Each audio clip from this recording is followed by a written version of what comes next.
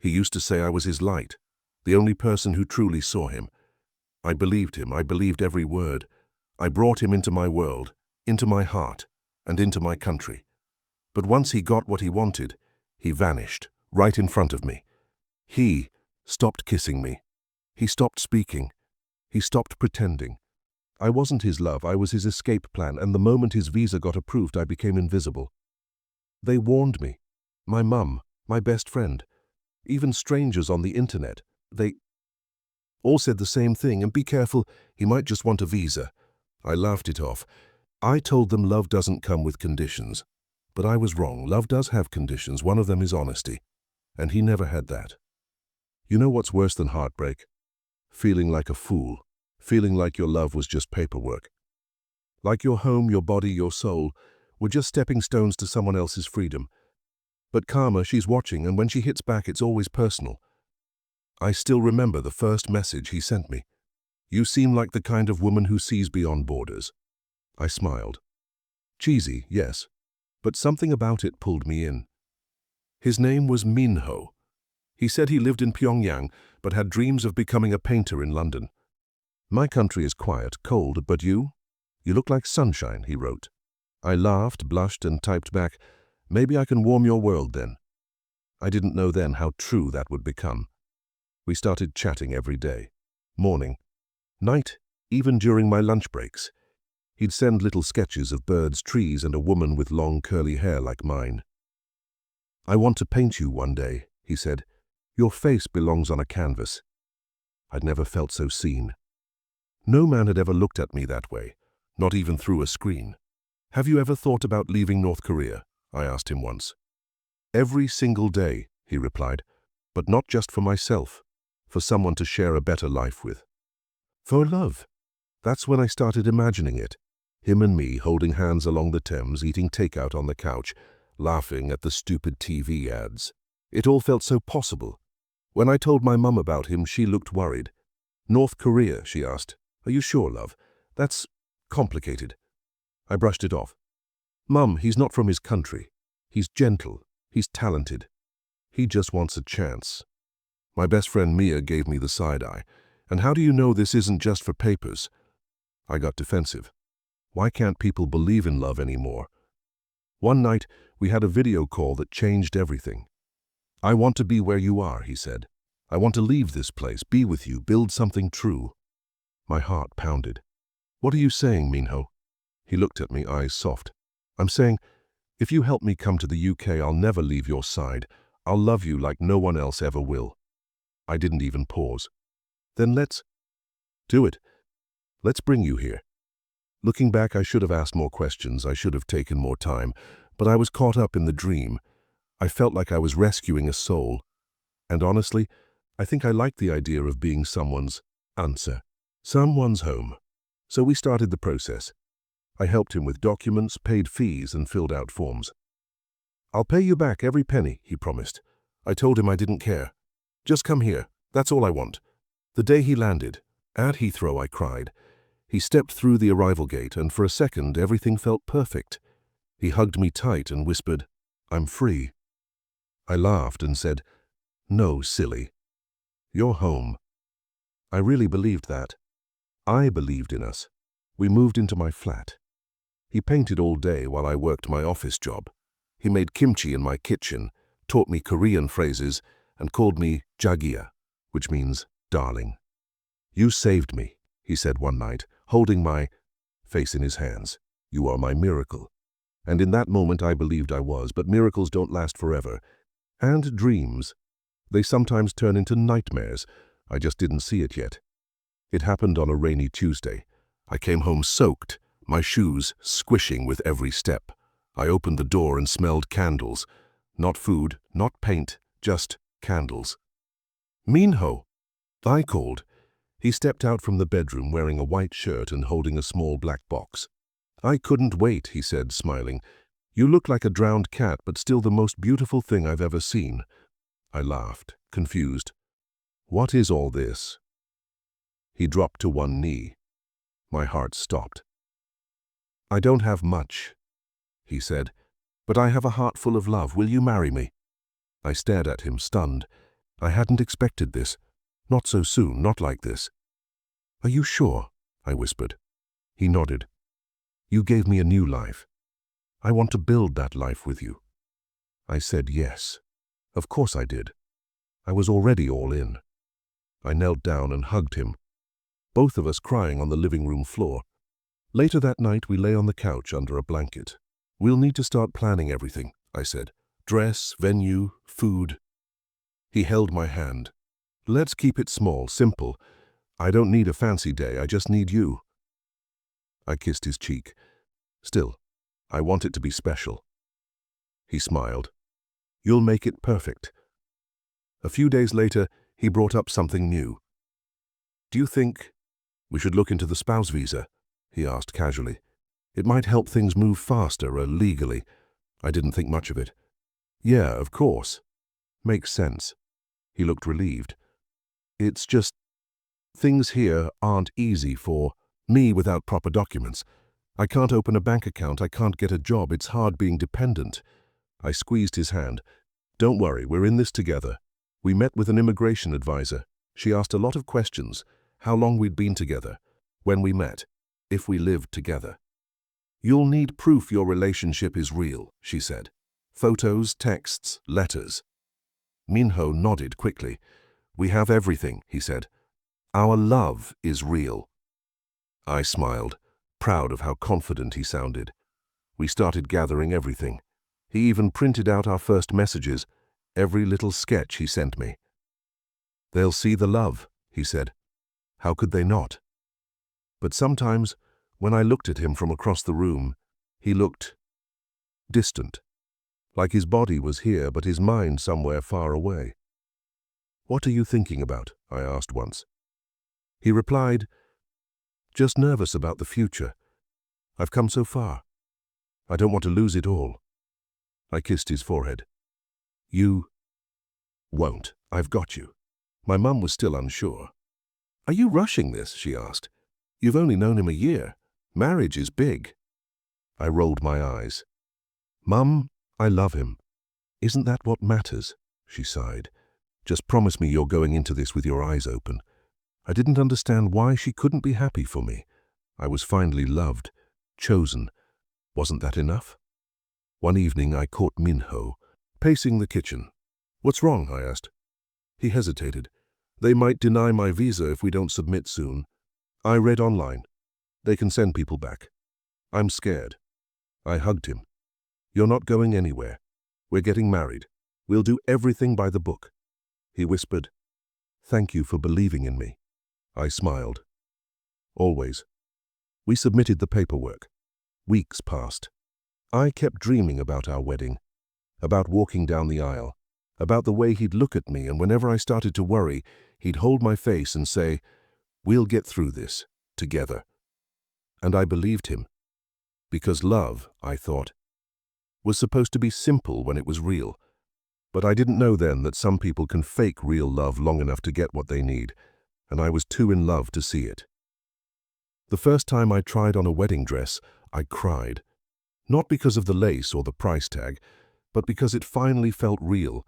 I was going to marry the man I loved. I sent Minho a photo from the fitting room. Do you like it? I texted. He replied, You look like a queen. I can't believe you'll be my wife. My heart fluttered. I wanted to believe every word. We decided to have a small ceremony in the park near our flat. Let's keep it simple, he said again. Just you, me, and the people who matter. I agreed, but I still wanted it to feel magical. I ordered fairy lights, pastel flowers, and a tiny cake with our names. You're going all out, he said one night, watching me sketch the seating chart. You deserve the best, I said. We both do. He kissed my hand. You're everything to me. I invited my mum, Mia, and a few close friends. When I asked if he wanted to invite anyone, he hesitated. I don't really have people. Here, he said, and back home, it's complicated. I didn't push. I thought maybe it was just too painful. Then we'll make our own family, I whispered. He smiled, but it didn't quite reach his eyes. We took engagement photos. At the lake. He looked handsome in his white shirt, hair brushed back, arm around my waist. The photographer said, "Say something to make her laugh." And Minho leaned in and whispered, "Let's elope and run from the visa office." I burst out laughing. In that moment, everything felt right.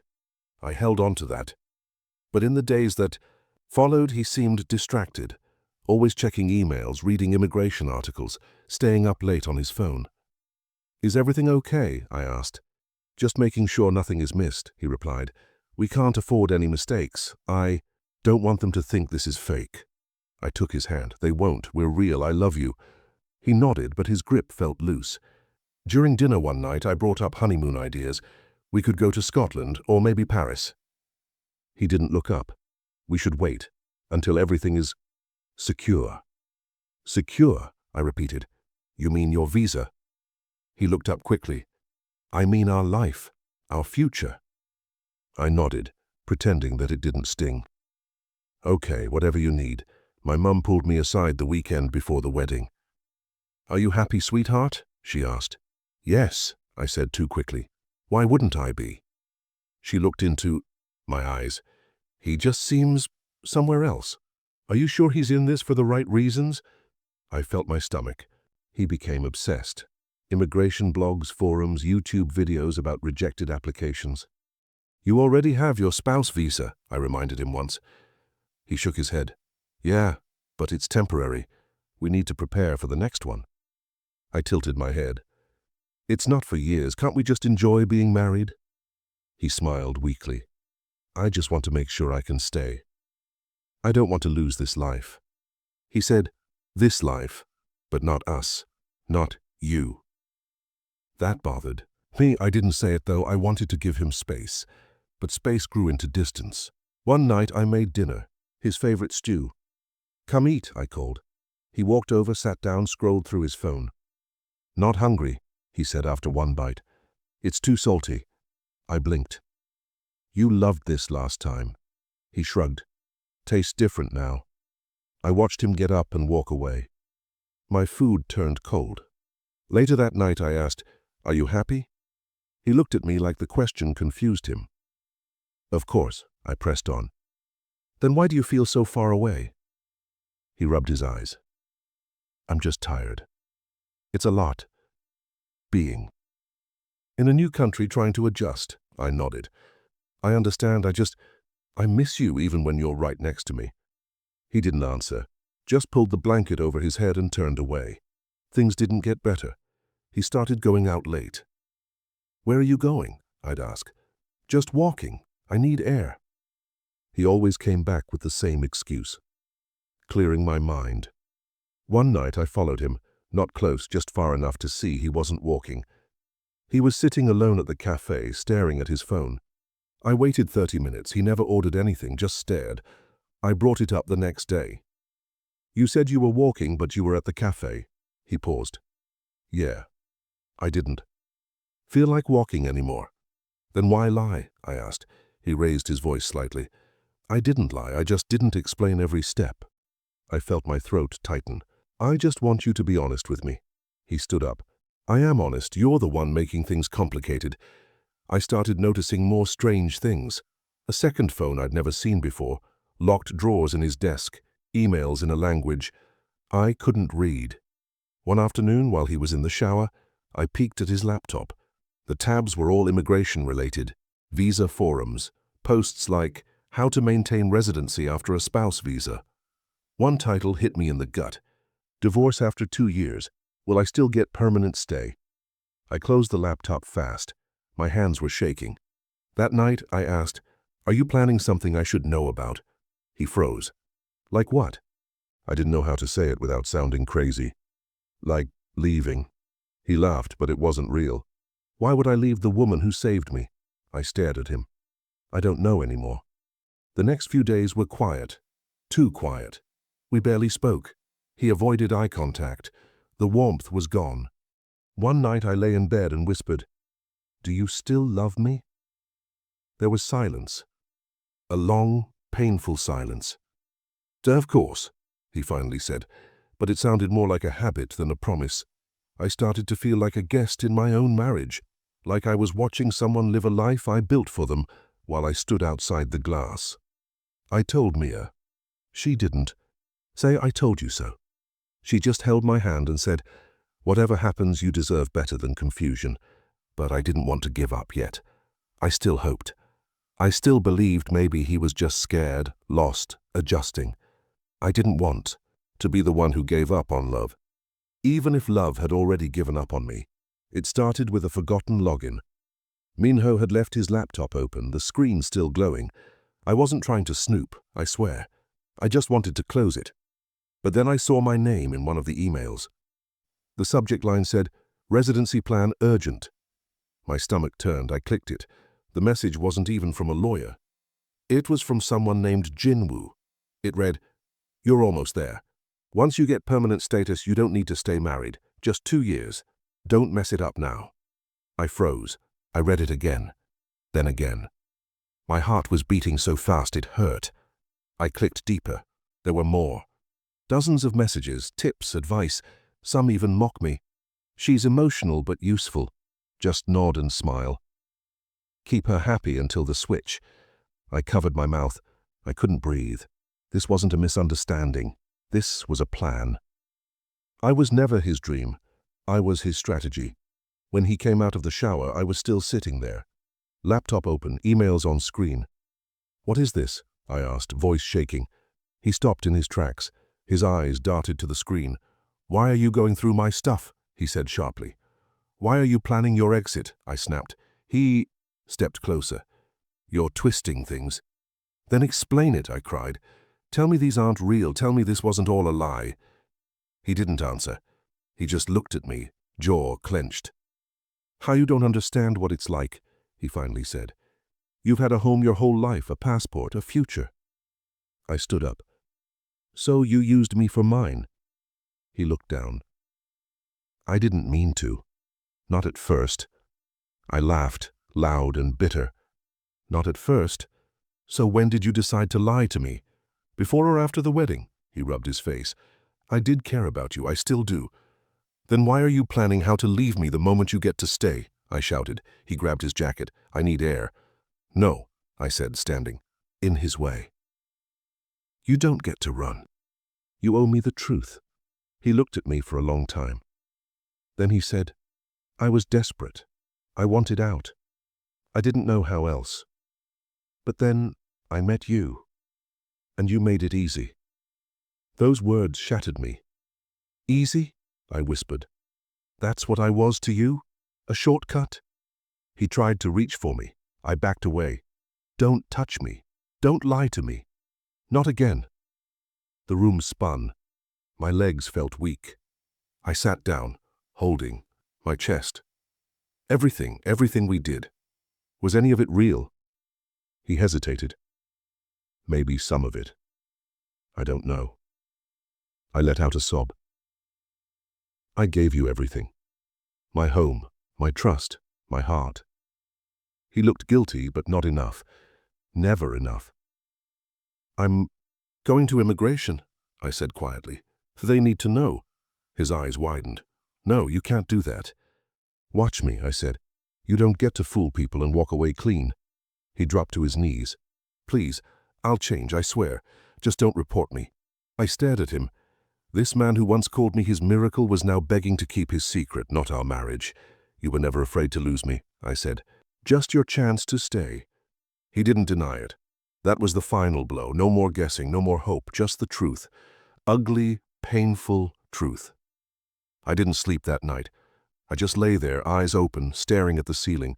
He was in the living room pretending like silence would erase what I'd seen, but the trust was gone. And once it breaks like that, it never comes back the same. The next morning I didn't speak. I made tea like I always did, sat on the edge of the couch, watched the steam rise. Minho came in slowly, like he was stepping onto ice. "Did you sleep?" he asked. I didn't answer. He sat across from me. "Please, say something." I looked up. "What do you want me to say? That I forgive you? I understand why you lied to me for over a year." He opened his mouth, but nothing came out. I stood up. "You married me just to stay here. You never planned a life with me. He rubbed his forehead. It wasn't all fake, I swear. No, I cut in. It was enough. Enough is. Enough pretending. He looked desperate. I didn't know how else to escape. My life back home. Don't, I snapped. Don't use your pain to excuse what you did to me. He stood up too. I cared about you. Maybe I didn't start with love, but something grew. I laughed, but there was no joy in it. Something grew? You make it sound like an accident, like love just happened while you were using me. He looked down. I wanted to stay. I needed a way. And I was the easiest one to fool, right? I asked. The girl who wanted to believe in love.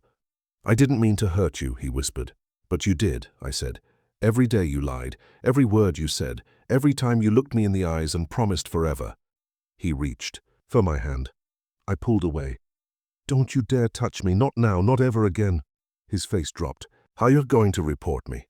I didn't answer. I'll lose everything, he said. Then maybe you should have thought about that before making me your backup plan, I replied. He walked to the window, breathing hard. You don't understand what it's like to feel trapped, hopeless. I crossed my arms. I do now because that's exactly how you made me feel. He turned back around. I thought we had something, even if it started wrong. You had a chance, I said. So many chances to come clean. But you chose comfort. You chose your goal, and you left me in the dark. He shook his head. I was scared. If I told you, I'd lose you. But you already lost me, I whispered. He stepped forward. Please, let's try again. I'll prove it this time. I'll go to therapy. I'll be honest. I'll earn your love. I looked at him. This man who once painted my face, called me his miracle, made me believe I was the answer to his loneliness. Now he just looked like a stranger wearing someone I used to love. I don't want your promises, I said. I want my life back, the one you stole. He sat down, defeated. So that's it? It has to be, I replied. Because if I stay, I will become a fool. And I've already given you too much of me. He didn't argue, he didn't cry, he just sat there. Maybe he knew it was over, maybe he didn't care anymore. But I did. And for the first time, I chose myself. I packed a bag and left. I didn't slam the door, I didn't scream. I just walked out, quietly, like the way he left me, piece by piece, moment by moment, until there was nothing left. The day I went to immigration, I thought my legs would give out. I held the file in my hands, the printed emails, screenshots, the signed statements I'd written the night I left. The officer looked at me gently and asked, Are you sure? I nodded. Yes, he used me, he never loved me. This marriage wasn't real, not to him. She thanked me and said they'd start the process. I walked out into the cold air and just stood there, shaking. It felt like betrayal all over again. But this time it came with power. Minho didn't call, he didn't text. But a few days later he showed up at my mum's. I was staying there until then. Please, he begged, don't do this. I stepped outside. It's already done. He looked thinner, tired. They told me I might be deported. You should have thought about that before lying, I said. He shook his head. I made a mistake, but I don't deserve this. I narrowed my eyes. You deserve every consequence. You played with a human heart. They'll send me back, he said. You know what that means for me. I stayed quiet. You loved me once, he whispered. Doesn't that mean anything? I felt something break inside me. I did love you, but I loved someone who didn't exist. He looked away. I'm sorry. No, I said. You're sorry you got caught. Weeks passed. Immigration contacted me again. He's been served a notice, they said. He has 28 days, I nodded. What happens if he doesn't go? He'll be detained. I hung up and sat down staring at nothing. Mia came in later and asked, Are you okay? I nodded slowly. He's leaving, soon. She sat beside me. You did the right thing. I wasn't sure it felt right. It just felt necessary. Minho messaged me once more, just one line. Goodbye, Jagia. I didn't reply. He didn't deserve my words anymore. A few days later, I heard through a mutual friend that he had left. Quietly. No goodbye. No drama, just gone. and strangely I didn't feel relieved. I felt empty. That night I sat in my old bedroom and looked at our wedding photo. I stared at the smiles, the closeness, the lie. I put it in a box and closed the lid. I wasn't angry anymore. I wasn't even heartbroken. I was just tired of being fooled, tired of carrying a love that was never mine. My mum hugged me. "You're strong," she said, "stronger than you know." I leaned into her shoulder. "I just wanted to be loved." She kissed my head. "You will be. But next time it'll be real." As the days went on, the silence became peaceful. I started walking more, reading, sleeping without nightmares. I didn't check my phone, didn't wonder where he was, because I knew where I was. I was finally free from the lies, the weight, and the man who used my love like a ladder and kicked it away once he reached the top. The first morning I woke up alone, the silence felt heavy. But over time, it started to feel peaceful. I stopped, waiting for his footsteps in the hallway. I stopped checking my phone for his name. One morning I looked in the mirror and said, "You're still here. You're still standing." It wasn't loud or proud.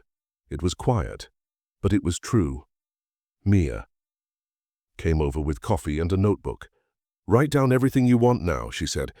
"Not about him. About you." I stared at the blank page.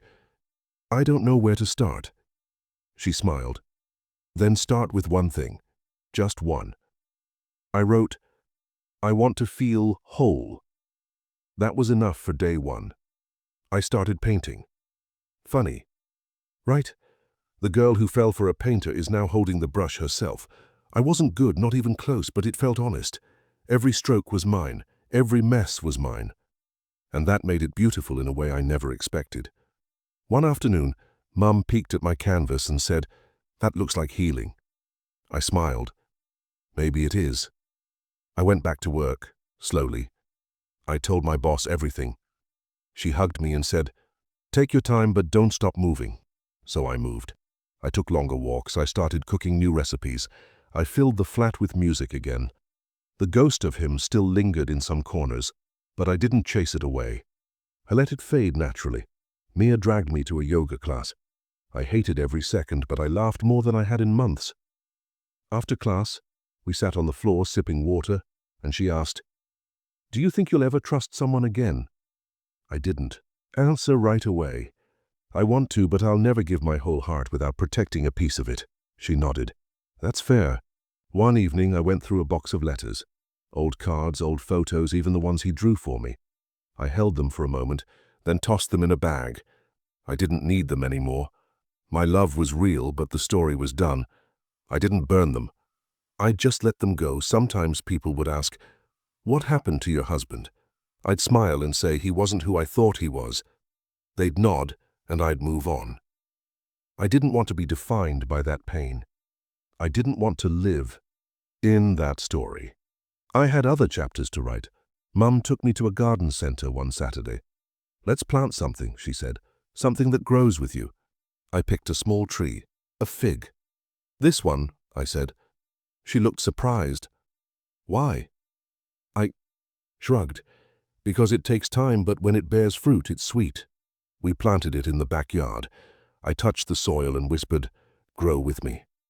One night I sat outside under the stars and said out loud, "I forgive you, Minho. Not for you, for me." The wind was quiet. The world didn't change, but something inside me did. Forgiveness isn't forgetting, it was freeing. And I was done being trapped by someone else's choices. It started with a book. I was in a tiny second-hand shop, flipping through pages, when someone said, "That one changed my life." I turned and saw him, tall glasses, kind eyes. I smiled politely. "I'm hoping it changes mine too." He chuckled. "Then let me know if it works. I'll buy a copy." I thought about that moment all the way home. It wasn't love, it wasn't even a spark. But it was light, and after so much darkness, that was enough. His name was Adam. We bumped into each other again 2 weeks later at a local poetry night. "You again," I said. He grinned. "Maybe it's fate." I didn't believe in fate anymore, but I believed in showing up. So I sat beside him and listened to verses about heartbreak, hope, and healing. When the night ended, he said, "Want to grab a coffee?" I hesitated, then nodded. "Okay, but just coffee."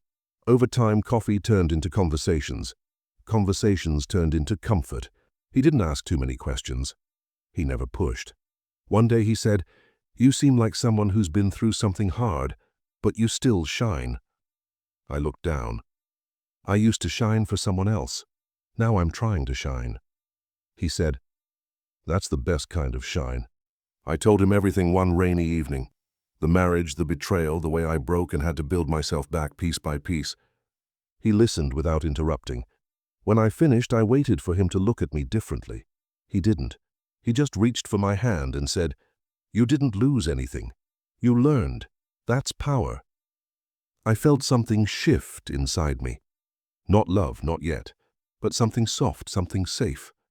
Mum met him a month later. After dinner, she said, "He's quiet, but solid." I nodded. "I'm not rushing this time." She smiled. "Good. Let it grow." Mia met him too and whispered, "He looks at you like you're real, not perfect." That was the nicest thing anyone had said about me in a long time. One day Adam asked, "Are you scared?" I replied, "Of what?" He said, "Of falling. Again." I looked at him. "No. I'm scared of forgetting how to stand on my own." He nodded. "Then I'll walk beside you. Not in front, not behind." That's when I knew he saw me. Really saw me. We didn't talk about visas. We didn't talk about timelines. We just talked. About books. About favorite places. About childhood memories. And somehow, in all those little pieces, I found something I never expected. Peace. No rush, no games. Just slow, steady steps towards something real. One morning, I passed by the fig tree in Mum's backyard. It had tiny green buds. I ran my fingers over them and smiled. "You're growing," I whispered. "So am I." I wasn't the same girl who brought a stranger across the world hoping to be loved. I was stronger, wiser, softer in the right places and harder where it mattered. I still believe in love, but now I believe in myself more. I know the signs. I know my worth. And this time, if love stays, it'll be because it's real, not because it needs me, but because it chooses me, every day, freely.